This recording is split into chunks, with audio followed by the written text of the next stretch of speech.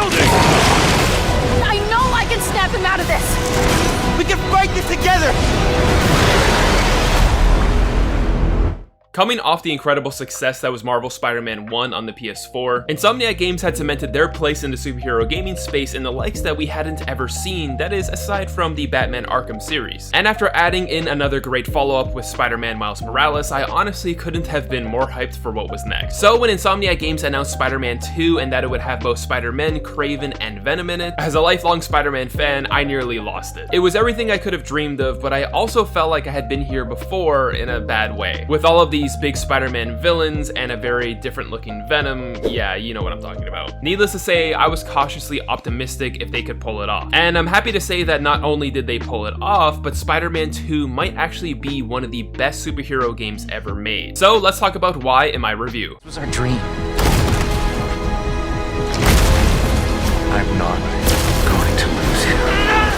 The game starts out with Peter and Miles teaming up to take down Sandman in a city-wide battle through what is basically a clever way to do a tutorial of the game. But then the real fun begins when we get to see Kraven invade New York wanting to hunt down a worthy foe. Now, I won't go into any big spoilers here since this is a spoiler-free review, so just a heads up on that. But I will be getting into some minor gameplay spoilers here and there, but I'll give you a heads up on that when I do. So Kraven starts out as the major catalyst for the plot, and then they find some very clever and unexpected ways to incorporate Venom into this as well, which I really like. A lot of the story is inspired from a very famous and beloved Spider-Man run in the 80s that featured Kraven and Spider-Man and the symbiote suit as well. The run is called Kraven's Last Hunt and is considered to be one of the best Spider-Man comics ever written, and somehow this game actually manages to match that. If not, at times, elevate that material entirely. Kraven in this game might just be one of the best gaming villains out there, as he always feels like he's one step ahead of everyone, studying his enemies from the shadows and outsmarting them at every turn. And his compulsion to hunt a foe that is worthy enough to take him out is really compelling stuff in this. So mix that in with what is now my favorite version of Venom, and you have two villains that completely take over this game at times in the best possible way. But at the heart and soul of all of that are two Spider-Men just trying to balance out their everyday lives with their own problems and of course being Spider-Man. There's Miles trying to write his college application essay, and Peter just trying to keep his job as a physics teacher to keep his aunt's house afloat. The themes of trying to balance their personal lives and being Spider-Man, of course, is a recurring theme here, and it's something that we see a lot in Spider-Man. But what stood out to me the most was actually a deeper theme of battling your inner demons and making the most out of it. So this is really exemplified when the symbiote and Martin Lee factor in here, causing both Spider-Men to have to face their own demons head on, which was truly compelling. A big theme here is not having to take on everything alone, and that actually really touched home for me. At the same time, the game manages to weave in the story of Harry that they set up in the first game as he's recovered from his terminal illness, which then leads to some of the best Harry and Peter moments on screen to date, in my opinion, and has a really great flashback scene that I was eating up the entire way. Miles is also wrapped up in dealing with Martin Lee on the run thanks to Kraven, who's hunting pretty much everyone in town. While I don't think Miles' story was quite as compelling as Peter's was overall, I still do think they did a great job at incorporating more of his everyday life into this story, as well as facing himself going down the destructive path of revenge, which was also very neat to see in this context. But how they also managed to give MJ a very compelling storyline in all of this is what also really sets it over the top for me. Like, the amount of moving pieces at play here is amazing, and yet they managed to pull it all off so well. I really don't understand how they did it all. Like, they even managed to have an interesting Norman Osborn storyline somehow sprinkled in here amongst all the other chaos that's happening. And I just ended up feeling so greedy because I got so much in this game already, and yet I wanted even more somehow.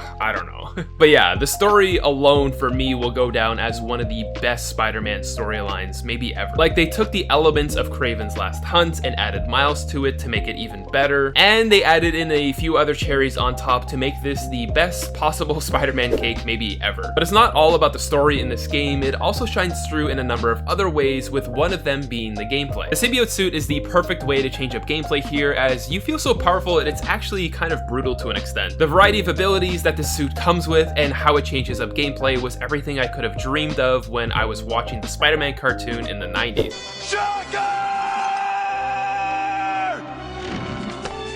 You can't escape me! me, I'll chase you to the ends of the earth! Yeah, they even got that yelling down too. On top of that, the web wings add a whole new layer to the traversal in this game that we didn't even need, and yet they found more ways to evolve it. Like, the devs at Insomniac are insane because they found a way to make the seemingly impossible of having created the perfect traversal mechanics in web swinging to somehow improving upon it with this. The web wings add a whole new way to get around the city that is honestly just so damn fun. Like, flying between buildings and going through wind tunnels is an absolute blast. The map is bigger than ever, so this was a welcome addition to get through it even faster than you could before. And I feel like this was actually an idea they had back in the PS4 days, but they couldn't do it due to hardware limitations at the time. So I'm happy to see that the idea is fully realized here in the best way possible. Another neat part about this game is that as you play through it, you'll also be able to switch between each Spider-Man, which not only feels super seamless, but also brings a welcome change up to the gameplay to always keep it feeling fresh. And you'll even encounter whichever Spider-Man you aren't playing as in certain instances, assisting you in taking out enemies, which is awesome and certainly adds to just how immersive of a world it is that they built here. One of my other favorite parts is the suit variation, as they managed to add even more variations than they had in the previous game. They got Spider-Man artists from the comics, movies, and cartoons to all add in their own pieces here, and there's variant versions of most of them, so there are a crap ton of suits to choose from. So never mind me always using the default suit when playing through the main story, like, it just kind of feels right. But I am curious to know if anyone else plays like that as well, or you just go wild with your suits in the main story of the game. On top of that, there is also a shared upgrade system added to the individual upgrade system that we saw in each of the previous games, which makes you always think about which of the 3 skill trees you want to invest in the most. But the last big gameplay element I wanted to touch upon here were the side quests. There are some great new side quests here, but the standout has to be the side missions where you play through the memory of a younger Peter Parker, with my favorite one being of how he got his job at the Daily Bugle. These little stories just add so much to enrich the world, and as a Spider-Man fan, I really appreciate it. Now, what I want to touch upon last here, but certainly not least, is actually what's immediately evident in this game, the production value. There is a noticeable jump in visual fidelity, and the production values in this game compared to the previous games in this series. Not that the previous games look bad in any way, they actually still look quite amazing, but this game is not only a PS5 showcase, but also perfectly exemplifies what great art direction and an amazing visual director can do to elevate the cinematography of a game. Cinematography in games is actually something that I don't think gets talked about quite enough, but it's something that really stood out to me in this game. As many frames in these cutscenes stood out to me not just because they look great graphically, but because of the framing of each shot. Like, they feel as though they come straight out of a comic book in the best possible way. And a lot of them are right out of famous comic books like Kraven's Last Hunt that I mentioned earlier. Like, a lot of these shots could be wallpapers, so you have to know the art department at Insomniac was having a blast with it. The animations and character models are also stunning in this and bring a human feel to a fantastical story. The people and the settings feel lived in, both being incredibly detailed. Like, I could have spent an entire day just looking at things at Aunt May's house alone. The animations and the fight scenes are of course just as good as before, if not even better, but it's the team up takedowns that really take the spotlight here for me. Aside from that, the music is simply mesmerizing in this and adds to the emotional weight of just about everything that you're doing in this. My favorite being the Kraven theme that feels so perfectly menacing, it was hauntingly lovely.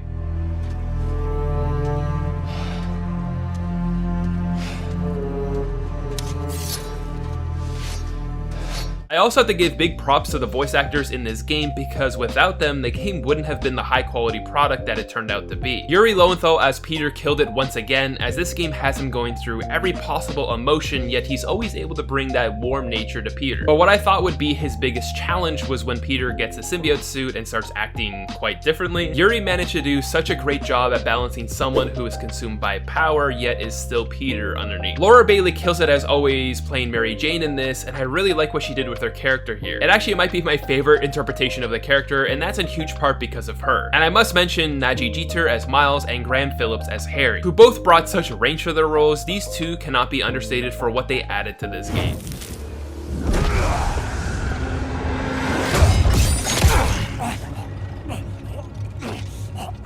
Okay, so since no game is perfect, let's quickly swing through some elements in this game that I thought they could have improved upon. And since I don't have too many, this will actually be pretty quick. The one gripe I had with this game was some of the boss fights and how most of them were structured in a very similar way. Fight the boss until their health bar depletes, enter into a cutscene, and then rinse and repeat about 1 to 2 more times. So with that formula, it could feel a bit repetitive at times, but the thing that made it feel like it didn't matter quite as much as it should have was the emotional weight of the story behind it at all. There was already so much going on narratively with the character motivations at play and an incredible build up to many of these fights that it didn't bother me too much. Like for instance, this game had what I consider to be one of the most emotionally charged boss fights I've ever played in a video game. And even though it was somewhat formulaic to an extent from a gameplay perspective, I didn't really care because I was so wrapped up in the story of it all. So I figured it was a gripe worth pointing out, but one that is dulled a lot by the other great aspects of the game. The last thing that I quickly wanted to mention was that there were a couple of glitches I encountered when I played, but luckily I could just restart from the last checkpoint, lose barely any progress, and I was okay with that. It was actually impressive to see such a low number of glitches in a big open world game like this one, which is refreshing for 2023.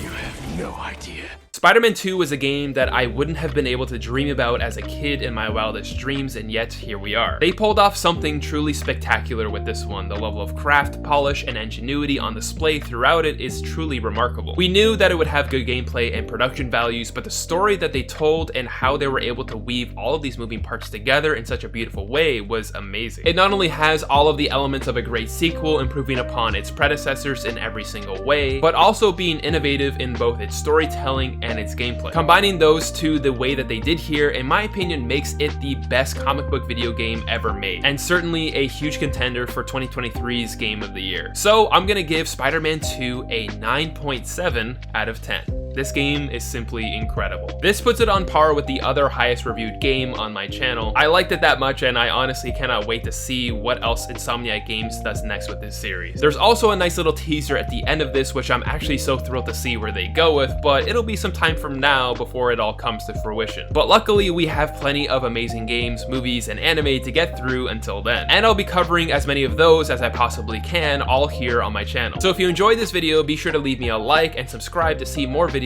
like this one. I also make shorter form videos on my other socials as well, including my TikTok, which just hit 100K. But before I sign off here, I have to ask, what is your favorite Spider-Man game and movie? And since you know my favorite game, the pinned comment will go out to the first person who guesses correctly what my favorite Spider-Man movie is. Good luck. So thanks for watching, and I'll see you next time. As Eternights feels like the bite-sized Persona game that I've always wanted. The game follows you as the main character as you and your best friend Chani are living your best young adult life, trying to set up dating profiles and going out to see K-pop concerts. Seriously, as someone who just went to their first K-pop concert earlier this year, this game was way more relatable in many aspects for me personally than I ever thought it would be.